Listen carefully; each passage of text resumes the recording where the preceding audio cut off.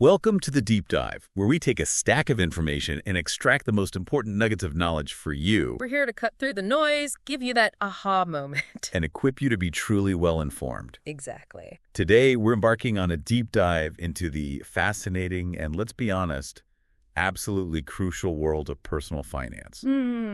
A topic that affects everyone. It really does. Our focus. Understanding the core distinctions between economic and financial stability. And most importantly, how you can actually build a truly robust financial life. Yes, the practical steps. To guide us, we have an incredible set of sources. We do. Insightful excerpts from the FinClubing podcast, Understanding Your Financial Life. And detailed chapters from books like Financial Mastery, From Survival to Wealth, and Foundations of Financial Life, Stability and Growth. All of these come from Virat Vaibhav. He's really a leading voice in practical personal finance. Known for making these complex ideas accessible to real people, right? Absolutely. He breaks it down. Our mission today isn't just to summarize these powerful frameworks, though. No, not just a summary. It's to help you understand what they genuinely mean for your own financial journey. Providing actionable insights that go far beyond, generic advice. Exactly. Things you can actually use. What's particularly valuable about these sources, I think, is their strong grounding in real-world experience. Right, especially with data and examples from India. Yes. Virat isn't just presenting textbook theories. He's offering, a battle-tested roadmap. Battle-tested, I like that. As he puts it in his author's note, this isn't just a theory. It's a battle-tested roadmap for individuals like you and me trying to achieve stability in a world full of financial uncertainty. That really resonates. It sounds like it's about achieving a sense of freedom, almost. It is. Freedom through financial clarity. That's the core idea. Okay, let's unpack this fundamental distinction that Virat Vaibhav emphasizes right from the start. Yeah, this is foundational. What exactly is economic stability, and how does it truly differ from financial stability? Because these terms, they often get used interchangeably, don't they? They do. Yeah. But as we'll see, they represent very different sequential stages on your financial roadmap. What's fascinating here is how Virat simplifies this complex idea. He makes it profoundly relatable for everyone. He helps us see that you can't just jump straight to building wealth Right. if your basic foundation isn't solid. So let's start with what he calls economic stability.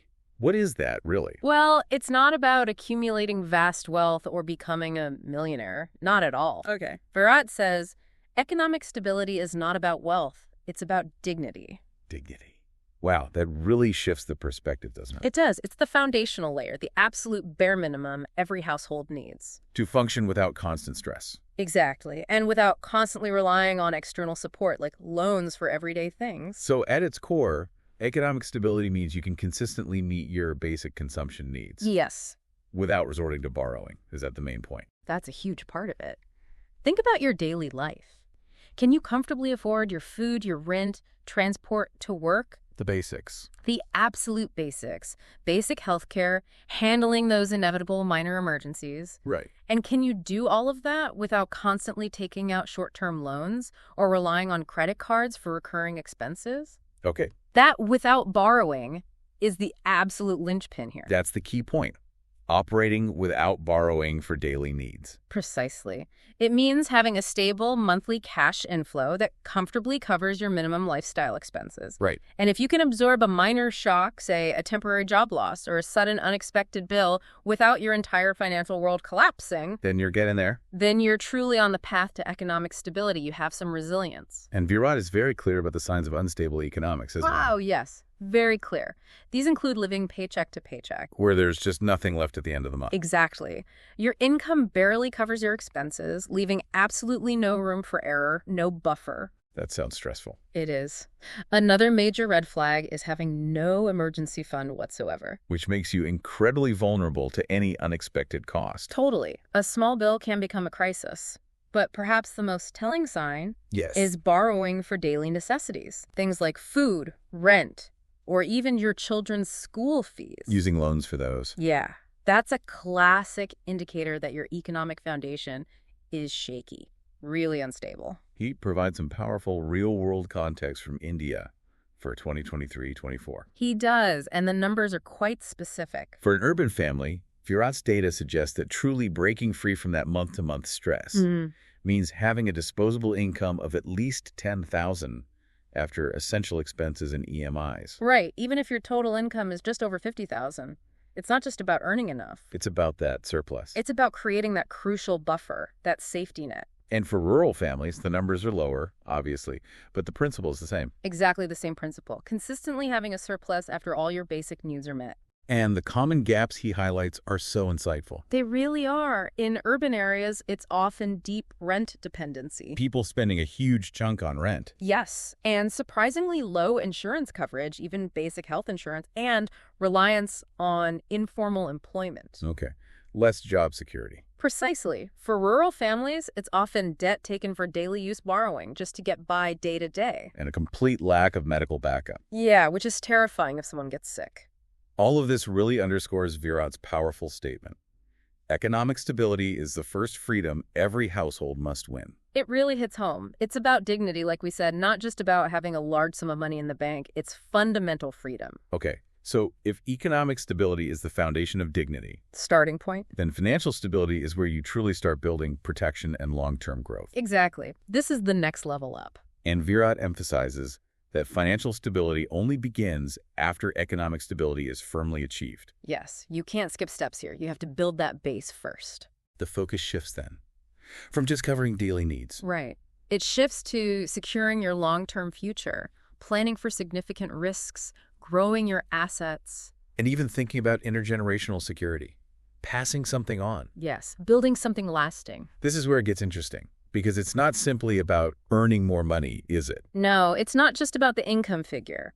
Virat says it's not about how much you make, but what systems protect what you already have. Systems. Okay, what does he mean by systems? This means having robust processes, habits, and tools in place. Things like insurance, emergency funds, investment plans. Got it. Things that safeguard your gains and help them grow strategically for the future. Precisely. Systems thinking for your finances.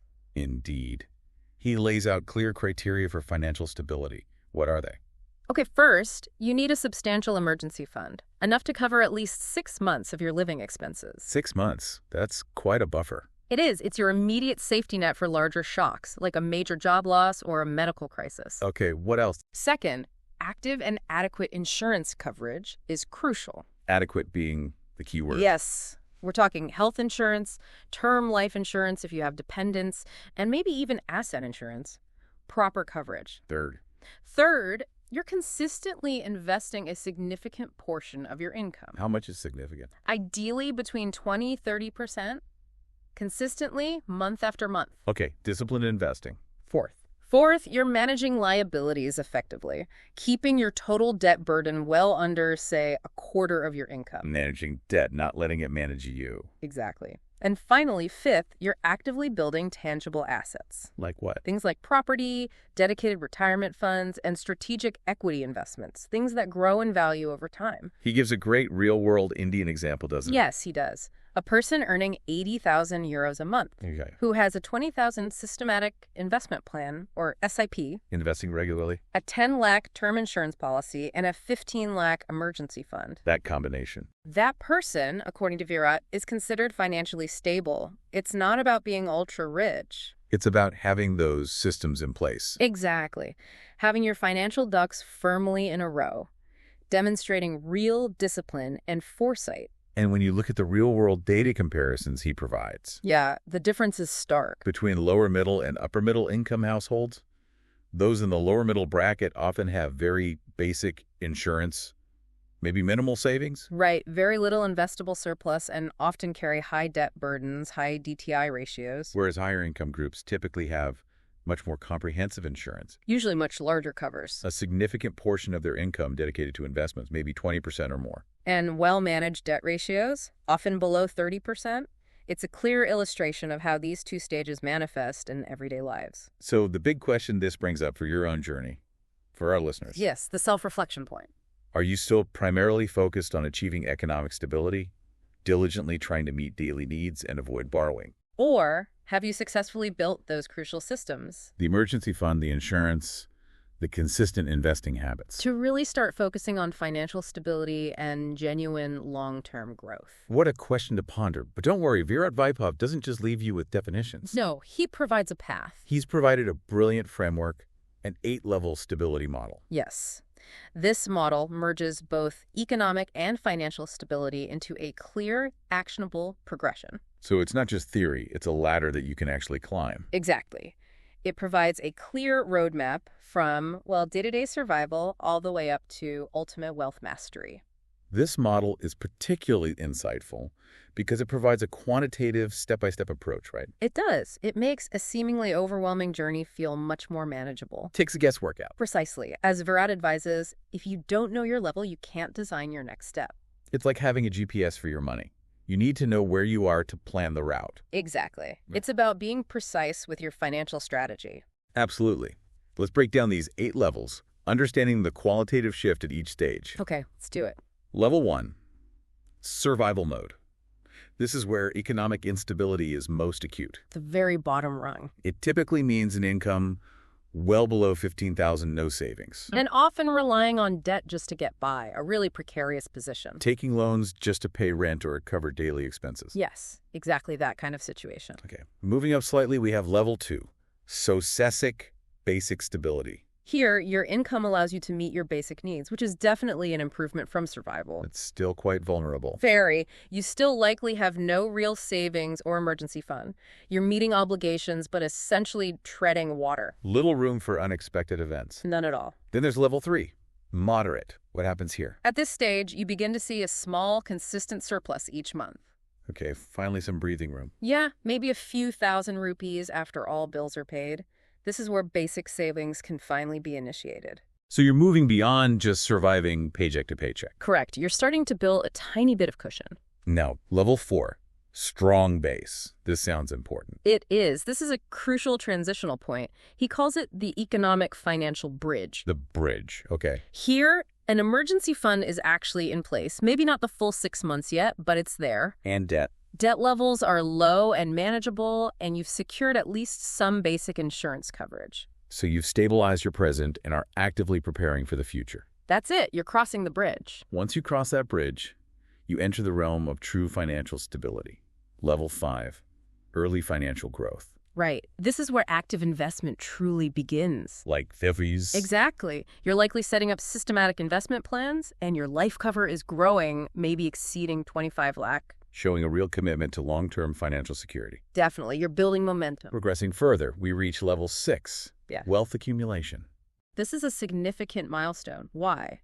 Because your assets now consistently exceed your liabilities. You own more than you owe. Correct. And a substantial portion, typically 30% or more, of your income is consistently invested. So you're actively building wealth across various avenues. Yeah, things like real estate, SIPs, maybe direct equity markets. It's serious wealth building now. The dream for many is level 7. Financial independence. What defines this level? At this level, the true measure isn't just income. It's your passive income. Income you don't have to actively work for. Yes. And it's substantial enough to cover at least 70% of your total expenses. Wow, 70%. That gives you significant freedom. Huge freedom. You're far less reliant on active work for your lifestyle. Work becomes more of a choice. And finally, the pinnacle, level 8, wealth mastery. Here, your financial systems are so robust that traditional income metrics become less relevant. What matters then? Your assets are not just accumulated, but are strategically planned for succession, ensuring a lasting legacy. Planning for the next generation. Exactly. And, crucially, you've eliminated all unsecured debt. Gone. No credit card debt, no personal loans. None. And your passive income consistently exceeds your total expenses. It exceeds them. Yes, allowing for significant flexibility, perhaps philanthropic endeavors, advanced legacy planning, and true financial peace of mind. Okay, so that's the ladder. Now that you have a sense of these levels, how do you pinpoint where you stand? Right. How do you figure out your own level? That's where Virat Vaibhav's stability calculator framework comes in. This is his practical diagnostic tool. Providing a clear, numerical way to score your financial life. This isn't some abstract concept. No, it's a very practical tool for your personal situation. This tool is crucial because it helps you identify your current standing with precision, right? Absolutely. It enables a truly tailored approach rather than just generic advice. He has a great quote about this. Yes. Most people are investing without covering risks. That's like driving fast with no brakes. Good analogy. The calculator forces you to check your brakes first. Ensure your foundation is solid before you accelerate your investments. Smart sequential growth. Vaibhav Makes sense. says. Exactly. The framework is designed to give you a comprehensive picture. How does it work? It assesses your financial life across 8 critical scoring sections. 8 sections. Okay. Each section is rated out of a maximum of 25 points. Culminating in a total potential score of 200. Correct. 200 points total. And what are these sections? They cover everything. Pretty much. They cover your income stability and source diversity. How secure and varied your income is. Yes. Your essential expenses and budgeting practices. How well you manage outflows. Right. Your insurance coverage, is it adequate? Your debt and liability ratio, your DTI percent. Those key metrics we discussed. Exactly. It also looks at your asset ownership and growth, your investment strategy. Are you investing? How strategically? Your emergency fund and liquidity buffer, and even your underlying financial behavior and discipline. Behavior. Interesting. Yeah. So things like sticking to a plan. Yes. It's a holistic snapshot of your entire financial ecosystem. Now, once you get your total score, it directly maps to an action plan. Yes. The score tells you what to focus on now. If your score is low, say 0-40, you're in survival mode. Right at the bottom. Your immediate action should be Focus intensely on building a stable income source and aggressively cutting down all unnecessary liabilities. secure the basics, stabilize the ship. Exactly. Secure your basic economic footing first. If you're scoring 41-80, you're at basic stability. You're meeting needs, but just barely. Here, the crucial action is to initiate basic savings and secure essential insurance coverage. Start building that small but vital buffer. Get some protection in place. For those scoring 81-120, you've reached moderate stability. Things are looking up. You have a small surplus. This is where you begin active investing and start diversifying your financial portfolio. Yes, making your money work harder. Building momentum. If your score falls into the 121-160 range, you are considered financially sound. A really good place to be. At this level, you should focus on optimizing your existing investment portfolio Fine-tuning things. and strategically reducing any remaining bad debt, like high-interest personal loans or credit card balances. Yes, cleaning up any lingering high-cost debt. Refining your financial engine. And if you hit the top tier, 161-200, congratulations, you're in financial mastery. The top level. Your actions here shift to advanced planning. Absolutely. Things like sophisticated estate planning, ensuring your wealth is transferred efficiently. And scaling your passive income streams to achieve even greater financial freedom. Exactly. Optimizing for legacy and maximum freedom. To make this tangible, Virat directly encourages you to use the free Stability Score tool available at finclibbing.com. Yeah, he wants people to actually do it. This isn't just a hypothetical exercise, it's your personal diagnostic. It gives you a clear starting point for your financial journey based on your numbers. So the big question this brings up for your own journey is, what's your next tangible step? After hearing all this, what's one thing you can do? Is it simply taking the time to calculate your score? Or maybe identifying one small area to improve? Like starting a small emergency fund, even just a few hundred rupees. Or tracking expenses? Yeah, as Virat puts it powerfully. There's no shame in being at level 1, but there is danger in staying there without a plan. That's motivating. The goal is always progress, not perfection. Exactly. Just take the next step, however small. Okay. Now that you understand the big picture and how to gauge your current financial standing, We know the levels, we know how to score ourselves. let's dive into the core building blocks that underpin both economic and financial stability. The day-to-day stuff that makes the difference. We're talking about the daily disciplines of managing your income, mastering your budget, and controlling your debt. These are the habits that truly transform your financial life over time. These aren't just theoretical concepts, are they? Not at all. They're the everyday actions that directly impact your ability to move up those stability levels we just talked about. And Virat's frameworks here are particularly practical. Extremely practical, drawn from real user experiences across India, providing actionable advice that has been battle-tested. Let's start with income stability and diversification. What's truly foundational about income? Well, in a country like India, where a huge majority, maybe over 85% of households, often rely on a single primary earner. Just one person bringing in the money. Yes, income stability is absolutely critical. A predictable income equals predictable cash flow. And that's your basic security. Without it, everything else crumbles. It really does. Virat provides a profound insight here. What does he say? He says, income is not just what you earn, it's how predictable and diversified that flow is. Predictable and diversified. both matter. Both. He continues, I've seen people earning 2 all month go bankrupt, and people earning 30 a month build wealth. How is that possible? Why? Because the former had zero control, and the latter built strong inflow systems. Wow. So it's about designing your income stream strategically for resilience, not just the amount. Exactly. It's the system, not just the number. To help you do that, he introduces his 3-bucket income system. Let's break that down. Okay, first, you have your core income. Your main job or business. Yes, your primary source. It offers high stability, usually, but often low scalability. You can't just double your salary overnight. Exactly. Then there's buffer income. What falls into this bucket? These are semi-active sources. Things like freelancing projects, rental income from a spare property, or maybe small side hustles. Things you do on the side. Right. They offer medium stability and medium scalability. They provide a valuable cushion and some growth potential beyond your primary job. Okay, core and buffer. What's the 3rd bucket? And finally, the goal for many, passive compounding income. The dream income.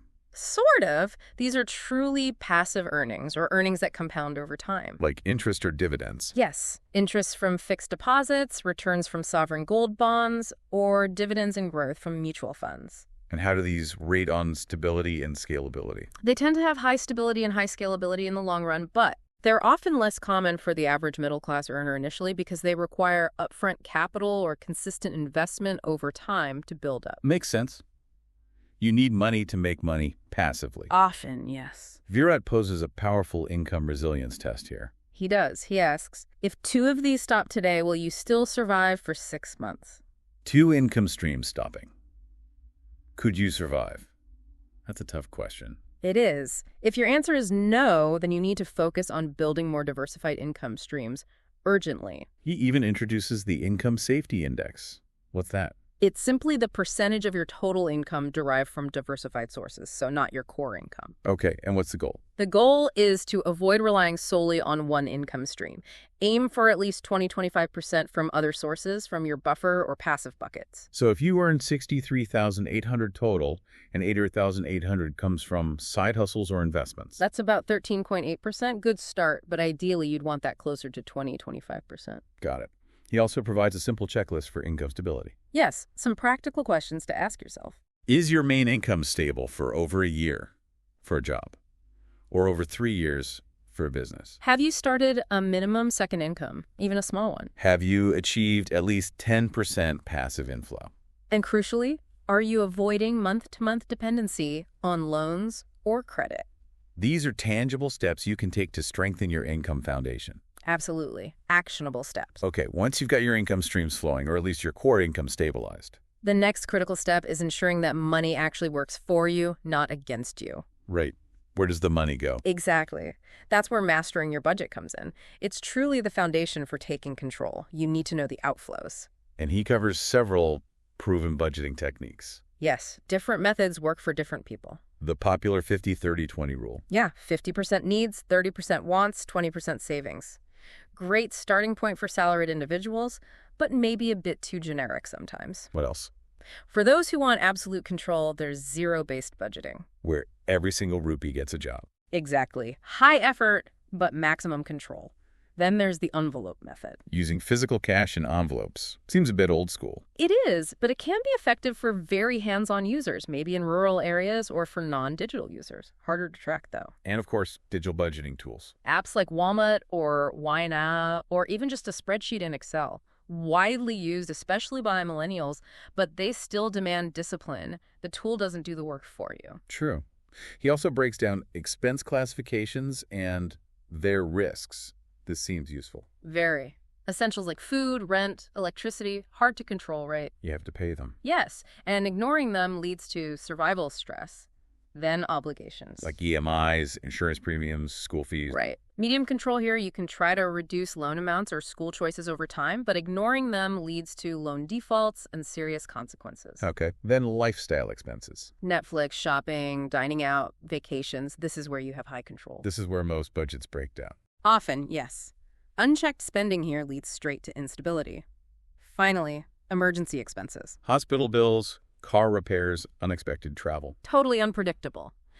And ignoring them, or not being prepared for them, leads to financial breakdown, wipes out savings. He provides a real use case budgeting model. Can you walk us through that? Sure, it's for someone with a $55,000 monthly income, applying the 50-30-20 rule. So 50% for needs, 30% wants, 20% savings. Exactly. He shows how you might allocate that across categories: rent, food, utilities, needs, then shopping, entertainment wants, and savings, SIPs, FD, emergency fund. And the crucial insight here is, If your actual lifestyle spending your wants consistently exceeds that 30% allocation, it immediately signals an imbalance. yes, you need to make cuts or reclassify things to regain financial control. You can't sustain spending more than planned on non-essentials. To sum up budgeting, his tips are simple but powerful. Review your budget monthly. Use an app or Excel.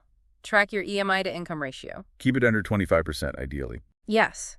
And always maintain at least $10,000 in emergency liquidity if your salary is below $50,000. These aren't just suggestions.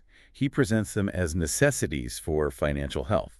They really are. Non-negotiables for stability. Okay, now, building on those strong foundations of income and budgeting. There's one area that can silently sabotage even the best financial plans: Let me guess.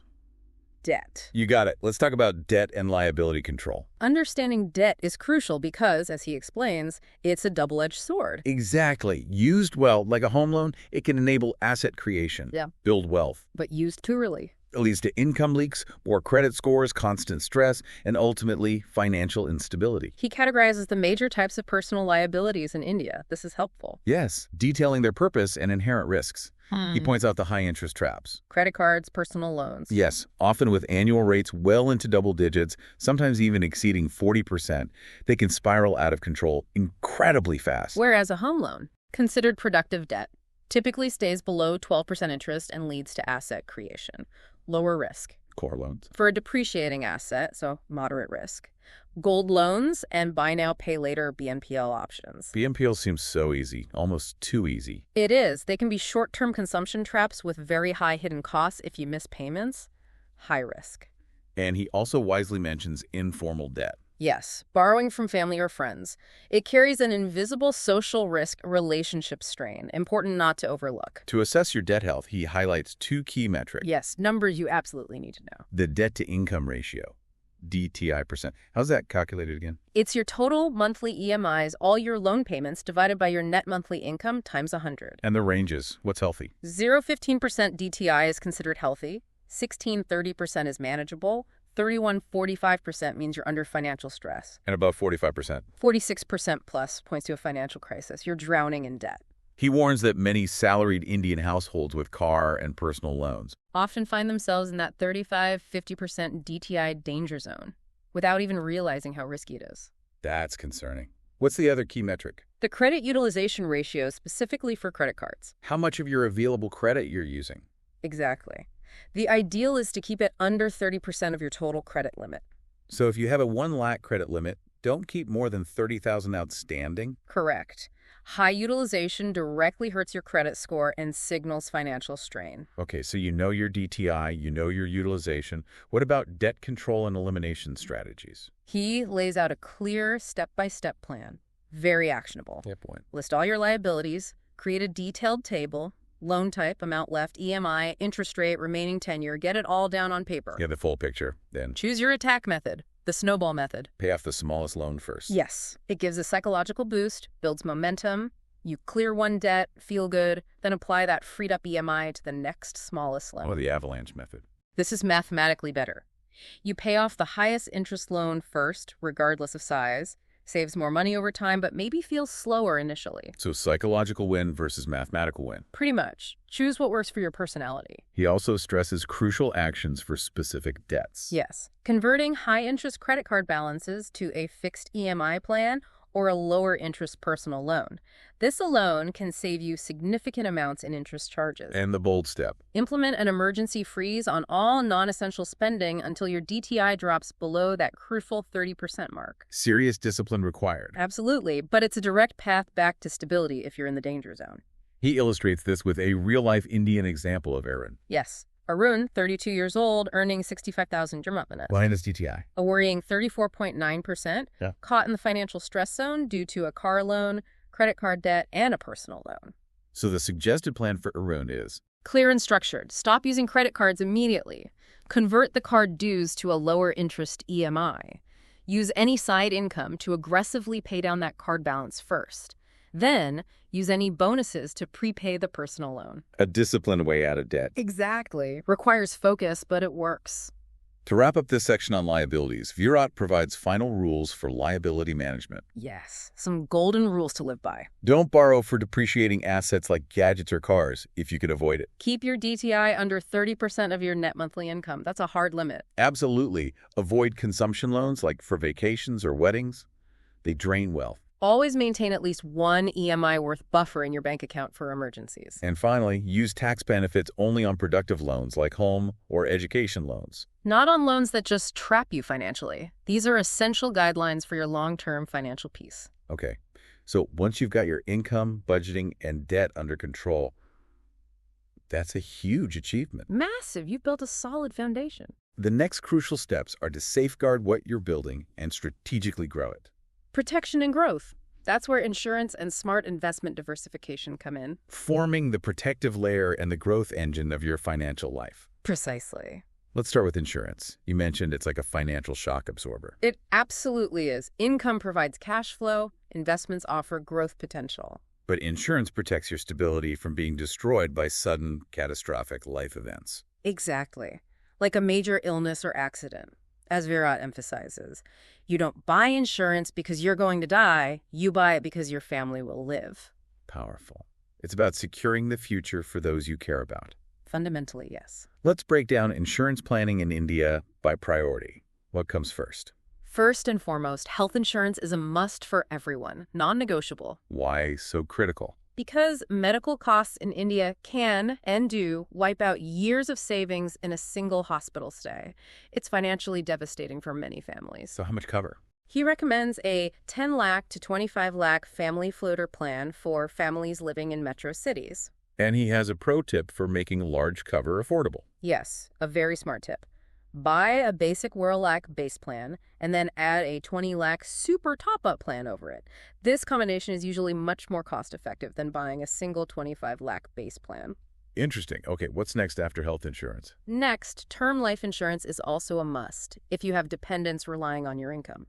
So if people depend on you financially? Yes. This ensures your family's income is replaced if something were to happen to you. It provides for their future. What's the ideal cover amount? How do you calculate that? Your rule of thumb, he suggests, is 20 times your current annual income plus any long-term liabilities you have, like a home loan. Okay, 20x annual income plus outstanding loans. Give us an example. Sure. A 30-year-old earning 9 lakhs per year with a 25 lakh home loan outstanding. Would ideally need a 2 crore term cover, 20 by 9L equals 1.8 CR, plus 25L loan, use approx 2 CR. That sounds like a lot, but it's meant to replace decades of income. Exactly.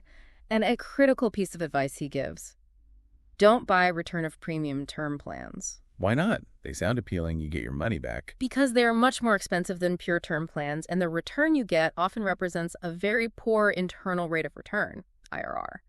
You're better off buying a cheaper pure term plan and investing the difference yourself. Stick to pure protection. Got it. Pure term is the way to go. What's next in priority?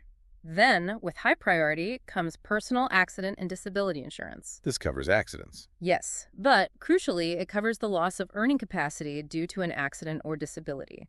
This is vital for working professionals. So if you can't work anymore due to an accident? This insurance provides an income stream or a lump sum to help you manage financially. It needs to cover both temporary and permanent disability. Okay, health, term life, personal accident. What about those mixed products?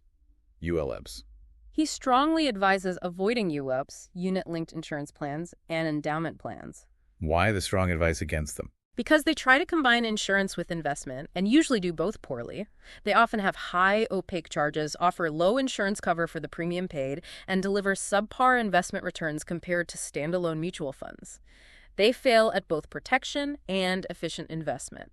So keep insurance and investments separate. Absolutely. That's a key principle. Virat also lays out insurance planning by stability level. How does that work? It shows how your insurance needs evolve as you progress up those 8 levels. So at survival level. Explore government schemes like Ayushman Bharat PMJAY for basic free cover. At basic stability. Get a basic health cover and a €5 L and start a small term insurance plan. Moderate stability. Increase health cover to a family floater, 59 plus. Get a substantial term cover, like 1CR, and add personal accident cover. Strong and mastery levels. Add top-ups to existing plans, consider home insurance, asset protection, and eventually look into advanced tools like HUF structures, trusts, Keyman insurance for businesses, or estate cover tools. So it's a journey of increasing sophistication and coverage as your finances grow. Exactly. Your protection needs evolve. He highlights common insurance mistakes most Indians make. These are probably worth knowing. Definitely. Very relevant. First, relying only on the health cover provided by your employer. Why is that a mistake? Because that cover ends the day you leave the job. You could be left uninsured at a vulnerable time. Always have personal cover. Good point. What else? Mixing insurance with investment, those ULAPs and endowment plans we just discussed. Underinsuring. Like buying a tiny term cover. Yes. Right. Buying a 10 lakh term cover when you actually need weight on crore, it provides false security. Also, not fully disclosing your medical history when buying a policy. That could lead to claim rejection later. Absolutely. Yeah. Big risk. And finally, ignoring renewals, not reviewing or increasing cover top-ups as your income grows, and not understanding policy exclusions. So the summary for your practical application is clear. Start with basic health plus term life insurance before you even think about serious investing. Build cover gradually with top-ups as your income grows. Focus on pure protection products. Review your policies every 2-3 years. And keep all policy documents safe, maybe in a digital locker. Solid advice. Protection first. Always. Okay, once your protection is in place with adequate insurance, it's time to talk about growth. Yes, making your money work for you through investment diversification models for the Indian middle class. The adage, don't put all your eggs in one basket. Everyone's heard it. Everyone's heard it, but it's often the least followed piece of advice in finance. Why is diversification so important then? Because, as Virat explains, it's about optimizing multiple things simultaneously. Safety, liquidity, returns, and tax efficiency, all tailored across your life goals and your personal risk appetite. It's about balance. He highlights common middle-class mistakes in India here too. Yes, things like overinvesting in just one asset, usually real estate or fixed deposits. The traditional safe bets. Seen as safe, but concentration carries risk. Another mistake is avoiding equity or mutual funds completely due to fear or lack of knowledge. Missing out on long-term growth potential. Exactly. And a big one, failing to align investments with specific goals and timelines, just investing randomly. These models aim to correct that, giving you a structured approach. He introduces a brilliant framework called the four-box diversification strategy. Smart asset buckets. Yes, a simple way to think about allocation. Bucket 1 is safety. What goes in here? This is for capital protection. Think FDs, recurring deposits, RDs, the Public Provident Fund, PPF, government bonds. Low risk, high safety, generally good liquidity. Okay, the safe stuff. Bucket 2 is growth. This is aimed at long-term wealth creation. Includes mutual funds, especially equity funds, and direct stocks. Moderate to high risk, but higher potential returns over the long term. Liquidity is usually medium. Bucket 3 is liquidity for emergencies. Exactly. For immediate emergency use, your regular savings account, maybe some liquid mutual funds. Very low risk, very high liquidity. Money you can access instantly. And bucket 4 is alternatives. What's in this box? This is for passive income or extra diversification. Things like real estate investment trusts, REITs, gold, especially sovereign gold bonds, or maybe even a tiny allocation to crypto, like less than 5% of your portfolio, if you have a high risk tolerance. These are more volatile. Can be. Volatile risk, medium liquidity usually. These are supplements, not the core. A great rule of thumb he suggests is the 100 age percent to equity rule. Yes, a simple guideline for asset allocation between debt and equity. So if you're 30 years old, 100 minus 30 is 70. Around 70% of your long-term portfolio could be in equity. Via mutual funds and maybe some stocks. And the remaining 30% in safer debt instruments like PPF, FDs, or debt funds. And as you get older, the equity percentage gradually reduces. Correct. It helps tailor your risk profile as you approach retirement, reducing exposure to market volatility. He provides recommended diversification by stability level, showing how your asset allocation should shift based on your score. Yes, it's not one size fits all. For those in survival mode, score 0-40, it's 100% in the liquidity safety buckets. Focus on survival, not investment risk. As you progress to basic stability, 4180. You might start introducing some ultra-short-term debt mutual funds alongside FDs, still very safe. Moderate stability, 81-120. Now you start building a proper portfolio, maybe 40-50% equity MFs, 30-40% debt, QF, debt MFs, 10% gold. And as you approach financial soundness, 121-160, and mastery, 161-200. The allocation becomes more sophisticated. Maybe higher equity exposure, including some direct stocks, perhaps adding global ETFs for diversification, and incorporating alternative assets like REITs. The key is consciously adapting your mix as your financial life matures and your risk tolerance allows. Now let's look at the core investment products for middle-class Indians. What does he recommend focusing on? Mutual funds, especially via systematic investment plans or SLPs, are highly preferred. They enforce discipline and average out purchase costs. What types of mutual funds? He explains types like index funds, low cost, track the market, moderate risk; hybrid funds, mix of equity and debt, balanced risk; small cap funds, higher risk, potential for high long-term growth, need long horizon; and debt funds, lower risk for income safety. Choose based on your goal and risk profile. He gives a powerful example of SEC-IP compounding. Yes, S&P of just $5,000 per month if it grows at a 12% compound annual growth rate, CAGR. Which is a reasonable long-term expectation for equity. Can potentially turn into euro 1 crore in 20 years. That's the magic of compounding and discipline investing. Amazing. What about PPF and EPF? These are your tax-free compounders. The Public Provident Fund, PPF, has a 15-year lock-in, currently around 7.1% interest, fully tax-free. Ideal for safe, long-term tax-exempt savings. And EPF? Employees Provident Fund is mandatory for most salaried individuals. Offers good interest, around 8.15%. Also tax-free on withdrawal after 5 years, plus an employer match. Excellent for building a retirement corpus, but generally not sufficient on its own. For those at an intermediate and advanced level, the stock market is an option. Yes, but with caveats. He advises starting with established blue-chip stocks like HDFC, TCS, ITC for stability. Maybe limit direct stocks to 10-15% of your portfolio initially. Use discount brokers like Zerota, Grow, Upstocks. And the warnings.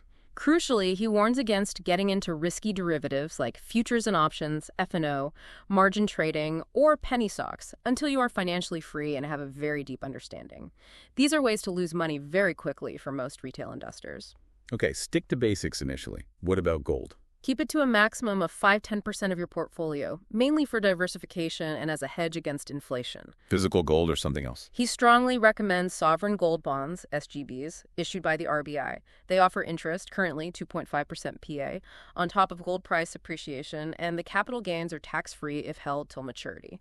Much better than physical gold unless you need it for jewelry. Makes sense. Real estate and REITs. REITs, real estate investment trusts, are a good way to invest in commercial property, like office buildings, malls, via small units, sometimes as low as 500, listed on stock exchanges. They offer dividends and diversification. And buying residential property, the traditional Indian dream. He advises caution here. Residential property should only be considered if it's for self-occupation, or if the potential rental yield is consistently above 3.5% of the property value. Otherwise, financial investments often provide better returns and liquidity.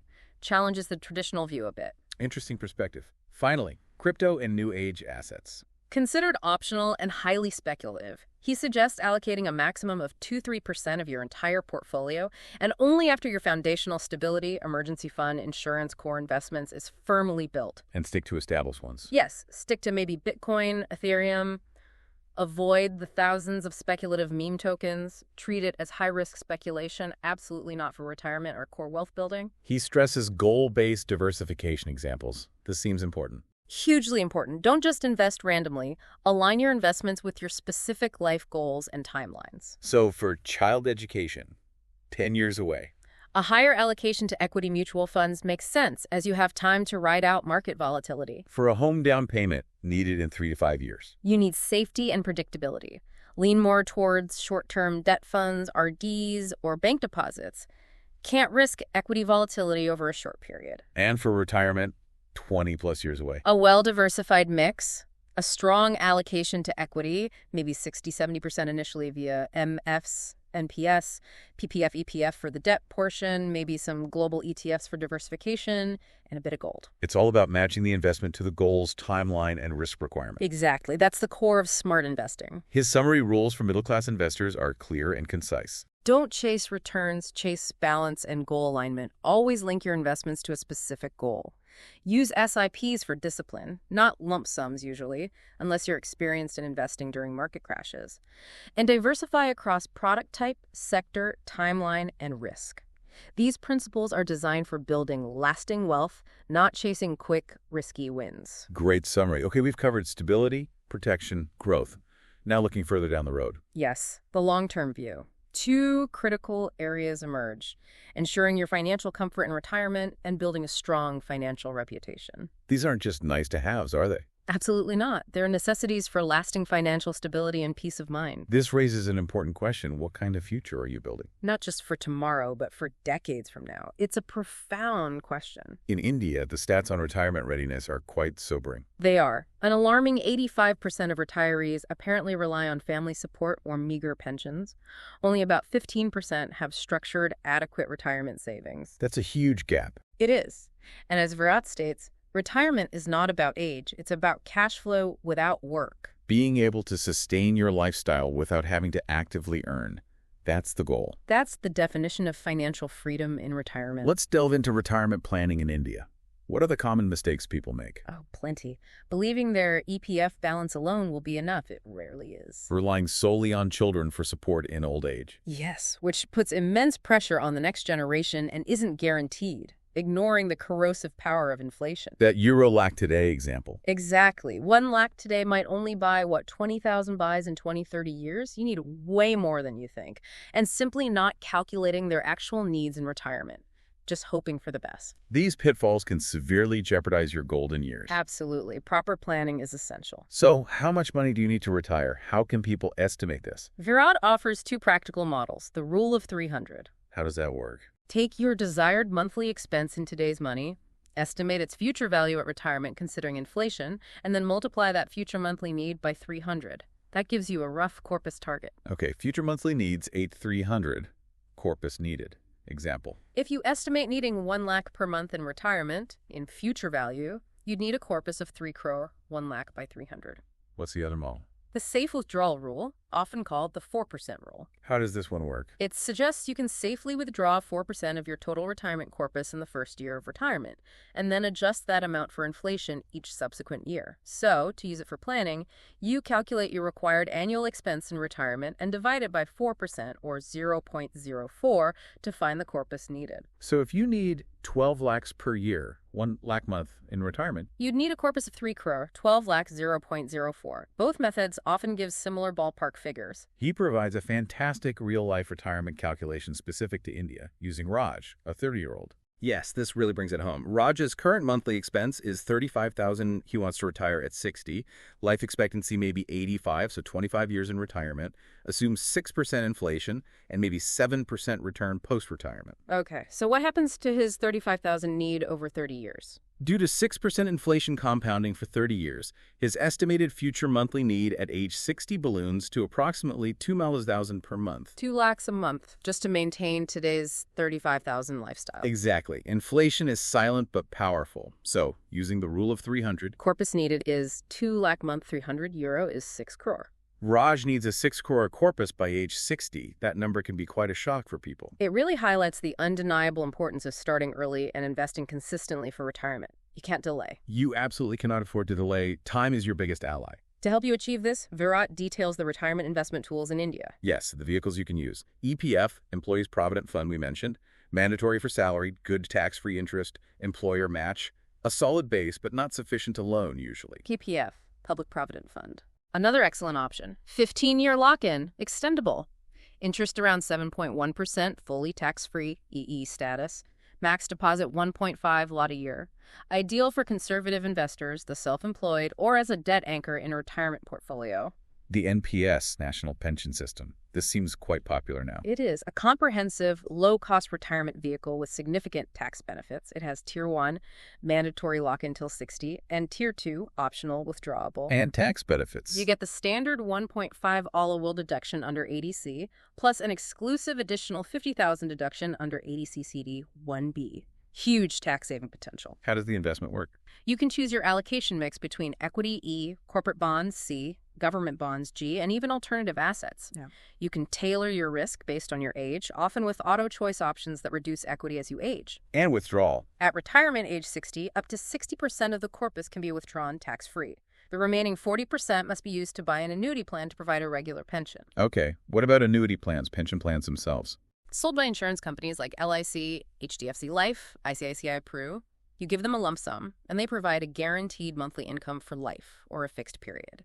Use these after retirement for income stability, not really for growth during accumulation. Annuity rates in India are currently quite low. He clearly outlines things to avoid in retirement planning. Yes. Pitfalls to sidestep. Overdependence on property for retirement income, liquidity issues, not adjusting plans for inflation, not having an emergency buffer in retirement, relying solely on children or a basic government pension. And again, mixing insurance plus investment, ULIPs, and endowments, they are poor retirement tools. So what's the action plan? Your 30-60 retirement readiness roadmap? A timeline? Sort of. If you're in your late 20s or early 30s, age 25-30, open MPS plus PPF accounts now. Start small SIPs, maybe 5K a month. Get adequate term insurance. Lay the foundation. 30s to early 40s, age 31-40. Increase your SIPs significantly. Aim for 10-year, 15K or more. Start building some passive income streams, maybe REITs, gold bonds. 40s to early 50s, age 41 to 50. Focus on consolidating any outstanding bad debt. Evaluate adding specific pension plans if needed. Start getting some global investment exposure for diversification. 50s to retirement, age 51-60. Final push. Create your annuity plan if using one. Freeze major lifestyle upgrades. Build a substantial liquidity buffer for the first few years of retirement. Shift portfolio towards lower risk. A clear progression. The final summary is concise but critical. Retirement is not optional. It's effectively paying your future salary. You'll likely need anywhere from 2 crore to 6 crore or more, depending on your lifestyle and inflation. Use a smart mix of EPF plus MPS plus SIPs plus PPF for safe, diversified, tax-optimized results. And the most important word, start N now W. Even small, consistent contributions compound massively over decades. Absolutely crucial advice. Start now. Okay, the second long-term area. Credit score, CIBIL, and building financial reputation. Yes, this is your invisible financial fingerprint, and it matters immensely in today's world. Your credit score is a numerical representation, typically 300 to 900. Of your financial behavior, your creditworthiness. It's crucial for getting loans, credit cards, negotiating better interest rates, sometimes even renting an apartment or getting a job. Virat calls it your financial character certificate. A very apt description. It shows lenders how reliable you are with borrowed money.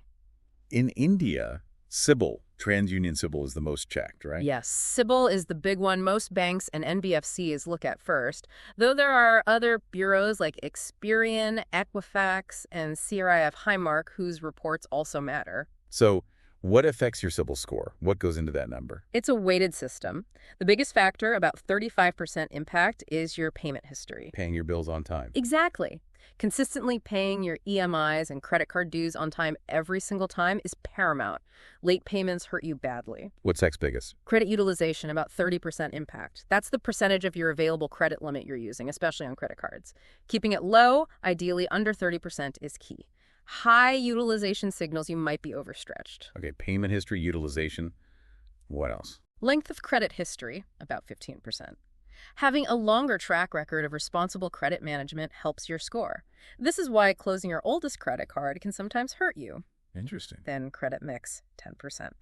Lenders like to see you can handle different types of credit responsibly, like a mix of secured loans, home, car, and unsecured loans, credit cards, personal loans. And finally, Recent inquiries, 10%. Applying for too many loans or credit cards in a short period generates multiple hard inquiries on your report, which can temporarily lower your score as it looks like you're desperately seeking credit. it's important to know what hurts your credit score specifically. Oh, yes. Missing even one EMI payment can drop your score significantly, maybe 30 to 60 points, and that negative mark stays on your report for years. Using your credit card over its limit is another big no-no. Definitely. Multiple loan applications in a short span, as we said. Closing your oldest credit card. And critically, settling a loan. What does that mean? That means you negotiate with the lender to pay back less than the full amount you originally owed. While it closes the loan, it gets reported as settled on your CIBIL report, which is a major negative flag for future lenders. It signals you didn't fully honor your commitment. Avoid settlements if at all possible. Aim for full repayment, even if it takes time. Good to know. So, to aim for a strong score, 750 plus, what's the ideal profile? Consistent on-time payments for at least the last 12 months. Credit utilization consistently below 30%. A healthy mix of secured and unsecured loans, a credit history length of more than 3 years, and very few or no hard inquiries in the last 3-6 months. That profile tells lenders you're a responsible borrower. Exactly. It opens doors to the best financial products and lowest interest rates. There are easy tools to check and improve your score. Yes. You are entitled to one free full credit report, including score, from each bureau, CIBIL, Experian, etc., once per calendar year directly from their websites. Use this. And apps. Additionally, many apps like OneScore, Paytm, BankBazaar, Credit Montre offer free, regular CIBIL score checks and sometimes monitoring.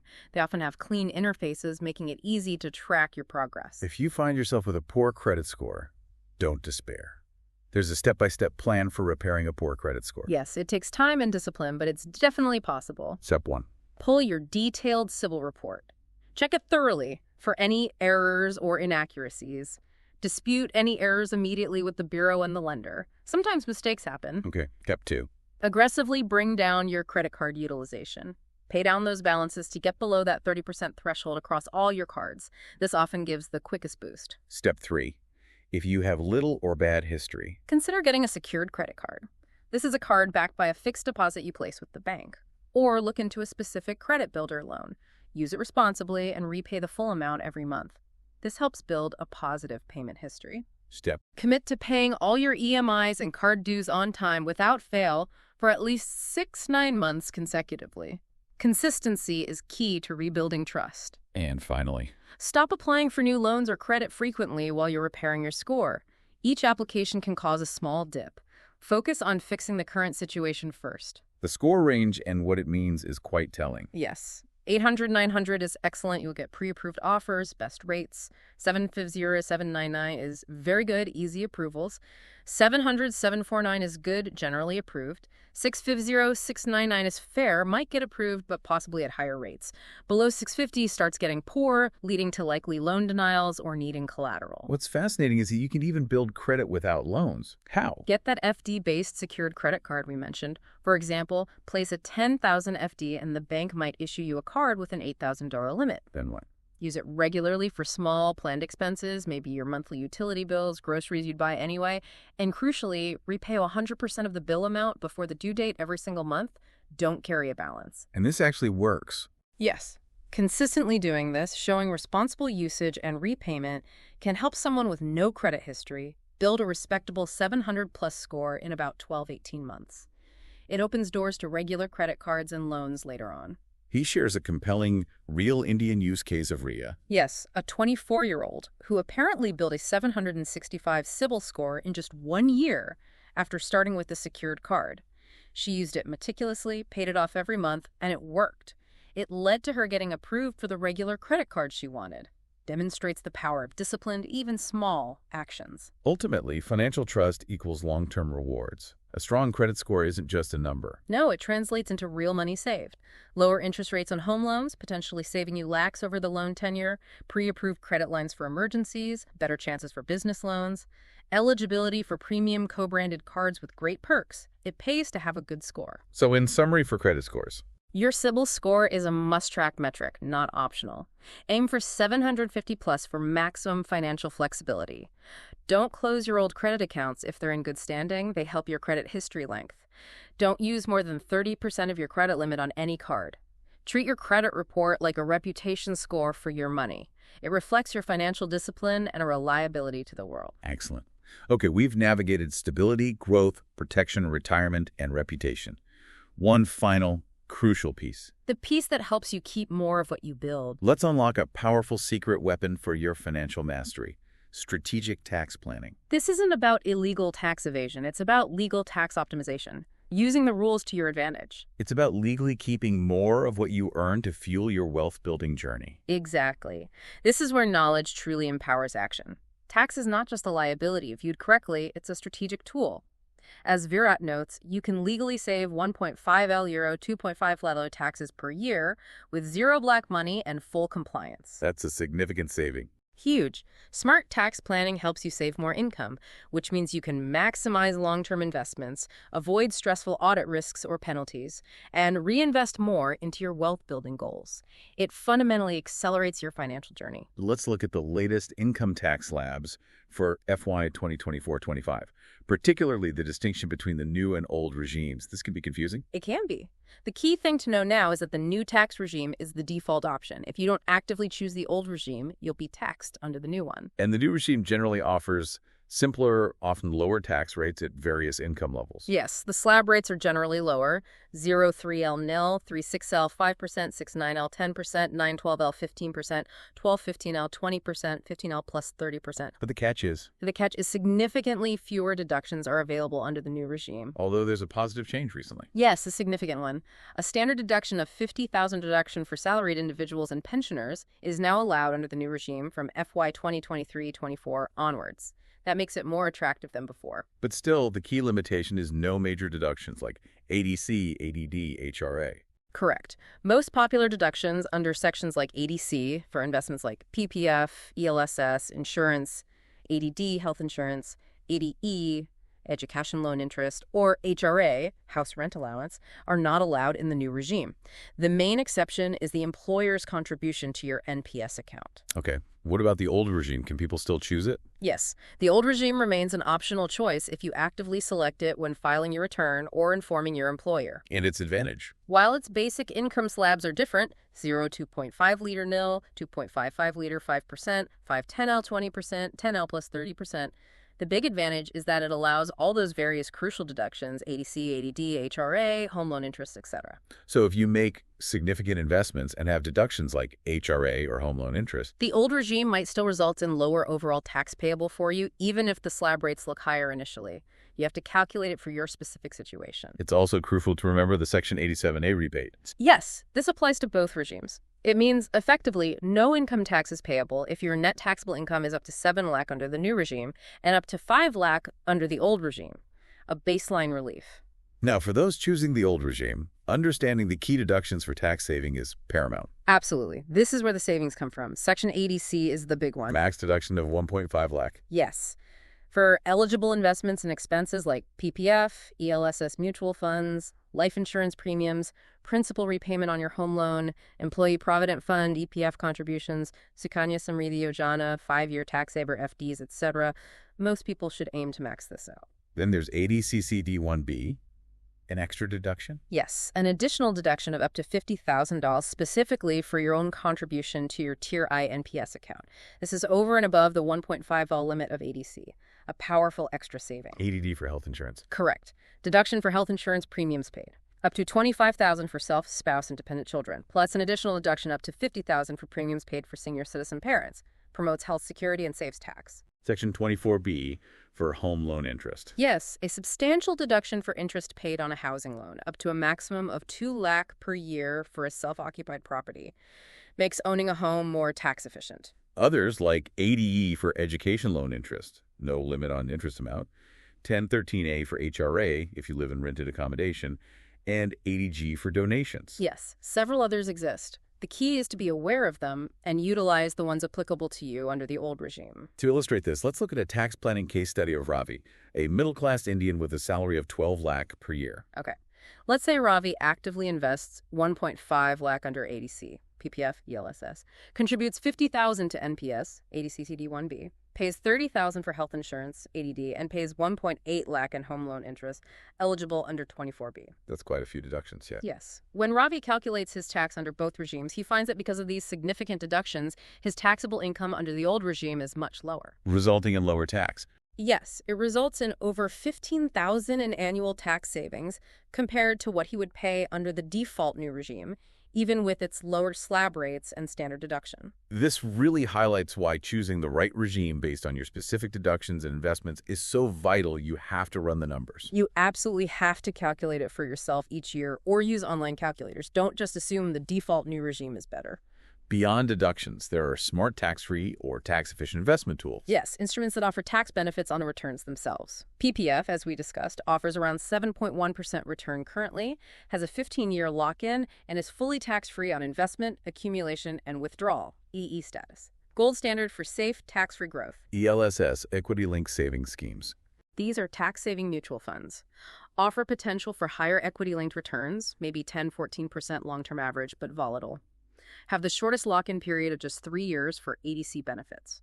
Long-term capital gains, LTCG on withdrawal, are taxed, but only on gains exceeding 1 lakh per year at a concessional rate of 10%. Still very tax-efficient for equity exposure. NPS we covered offers 8–10% potential returns, lock in till 60, and 60% of the withdrawal amount is tax-free. 5-year tax-saver FDs offer ADC benefits around 6.5–7.25% interest, but the interest earned is taxable each year. Less efficient than PPF or ELSS from a tax perspective. Sukanya Samriddhi Yojana for a girl child. Excellent scheme. Offers a high interest rate, currently 8.2%, long lock-in, 21 years or till marriage after 18, and is fully tax-free, EE status. Great for dedicated long-term savings for a daughter. And EPF is tax-free on withdrawal if you've been contributing for 5+ continuous years. Correct. These tools aren't just for growth. They're tax-efficient powerhouses for long-term wealth creation. It's worth noting how tax saving through insurance fits in. Yes. The premium you pay for life insurance, including term plans, qualifies for ADC deduction. Premiums for health insurance qualify for ADD. Virat emphasizes that term insurance offers the cheapest premium for the largest potential ADC benefit, making it a double win. Essential protection and tax savings. What about global investments and tax? Investing in U.S. stocks. If you invest in U.S. stocks or ETFs, maybe via platforms like Vested Finance or IND Money, any capital gains you make are taxed in India under long-term capital gains, if held 24 months, at 20% with indexation benefits, or short-term gains at your slab rate. No ADCD benefits, obviously, but it provides crucial global diversification for your overall portfolio. He also provides essential filing tips and audit triggers. What should people keep in mind? Must-dos. File your income tax return, ITR, by the deadline, usually July 31st for individuals without audit. Always use your Form 26AS and Annual Information Statement, AIS, from the tax portal to cross-check income reported and TDS deducted. Consider professional CA assistance if your income is high, e.g. 50 lakh, you have business income, or significant capital gains. And red flags that might trigger scrutiny or an audit. Not declaring foreign assets or income if you have any. Significant mismatches between income TDS reported in your Form 26AS and what you declare in your ITR. Claiming unusually large or false deductions without proof. Making large cash deposits or high-value transactions that seem disproportionate to your declared income. Transparency and accuracy are key. For convenience, there are several tools to file tax easily. Yes. The government's own incometax.gov.in portal has improved significantly and offers free e-filing. Private platforms like ClearTax, QuickGo offer user-friendly interfaces, often with features to auto-populate data and have free and paid plans. And you can always connect with local chartered accountants or tax consultants for personalized filing assistance. Okay, let's bring it all together. The final summary. Smart tax planning strategy. First, choose your regime wisely. Calculate under both old and new. Generally, choose the old regime if you utilize significant deductions, ADC, ADD, home loan interest, HRA. Choose the new regime if you don't invest much in tax-saving instruments, are salaried with minimal deductions, and the lower slab rates benefit you more. Take on. Plan your tax-saving investments early in the financial year, starting from April. Don't wait until the last minute in March to rush into unsuitable products. Spread your investments, maybe via SIPs in ELSS. Use a smart combination of instruments to achieve your 1.5 LO or more with NPS target. PPF for safety, plus ELSS for growth, plus term insurance for protection, plus NPS for retirement boost is a common and effective mix. The core message from Virat is clear. Save legally. Plan wisely. Grow steadily. Tax planning is an integral part of your overall financial strategy, not an afterthought. What a journey we've just completed. Seriously comprehensive. It really covered a lot of ground. From distinguishing between economic and financial stability, climbing Virat Vaibhav's 8-level model, to mastering income, budgeting, debt, insurance, investments, retirement planning, managing your credit score, and even strategic tax planning. We've truly taken a deep dive into building a robust financial life. This brings up that crucial final question for you, the listener. After hearing all of this detailed information, yes, what's one specific, actionable step you can take today, even a small one, to move yourself forward on that stability model? Just one thing to start with. Perhaps it's just checking your credit score for the first time, or setting up a tiny SCP of just $500. Or maybe even just sitting down tonight and categorizing your expenses for the last month to see where the money actually went.